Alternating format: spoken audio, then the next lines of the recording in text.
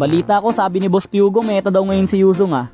Yuzong main pa naman ako dati. Kaso nga lang, sa gold lane ako napunta. Gusto ko sana makipagsuntukan dun sa XP kaso wala eh. Pag minamalas ka nga naman, di ba? Pero di hamak na mas malas naman si Jewel kasi ako yung nakatapat niya dito sa gold lane. Pag ito naabot ng third skill ko, kagaya niyan, wala na, huli na. First blood goes to me. Ay wow, KS ang galing.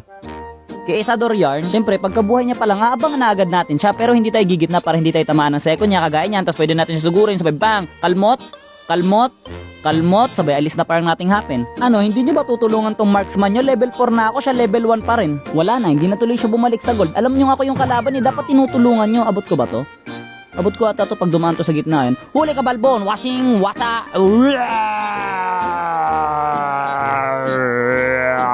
At ayun na nga, dumating na ang katapusan ng buhay ko tol. So anong gagawin? Eh di mag-recall. Nandito na ang aking mahabang dragon na may ulo ng ayoko na lamang sabihin para ubusin kayong lahat.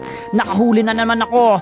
Third petrify, sabay, teka lang, buwelo konti, sabay first kill, sabay alis na parang nating happen because you have been slain, the enemy of the people worldwide. Hi Jewel, long time no see. Na-miss mo ba ako? Ano, hindi? Eh si Mizaki, na-miss mo? Hindi rin, ano ba yan? Report Melissa, wag, hindi naman niya kasalanan na halimaw ako. I mean, kahit sino naman kasi makakatapat ko, di ba? Mabubugbog talaga eh, kaya hindi niya kasalanan talaga eh. Sorry na lang, ano yung ginawa ko doon?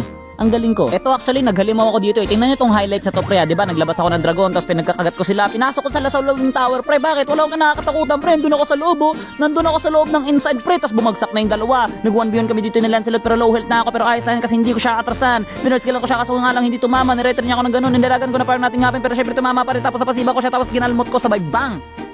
Ano? Halimaw, no? Tapos dito, pre, makikita mo, low health na ako. Pero papasok ba ako kasi maraming kalaban? Kaso low health na ako pero wala akong skill, pero papasok ba ako? Hell yeah! Tapos dito hinatak bigla yung tropa pits namin, so wala akong choice kundi sumugod. Tapos nagdalaw ako ng gano'n, kaso low health na ako kaya bumaba ako sabay nag-ano. Tapos pag grow sa player ko, umalis na ako na parang nating happen. Syempre mabubuhay pa rin naman ako dyan, isa naman talaga akong dakilang halimaw eh. Simulan na ang inyong katapusan, nandito na nga kami mga kaibigan, nagmamarsya na kami para sa aming tagumpay. Kasama namin dito si Lord. Low health na ako pero ayos lang kasi wala naman talaga akong pake. Tapos subugod na ako sa napakaraming kalaban, namatay ako. Tapos bigla nagkaroon ako ng immortality, binenta ko. Tapos nag-ano ako, nag-grow sa player ko dyan mga kaibigan. Tapos makikita natin, patay pa rin ako. Tapos habang nagpapakahirap sila mag-dep ring, isang minion dito, pre, dinaanan lang si Lancelot, sinampas yung tower, boom, tapos lang kahit patay ako, may tiwala naman ako sa lapu-lapu namin, boy. Tingnan mo yung lapu-lapu namin. Kanina pa naghahalimaw yun eh. Hindi lang pinapansin na yun, ubusin sa kanya, pre. Ano yun? Mag-passive ka naman, oy!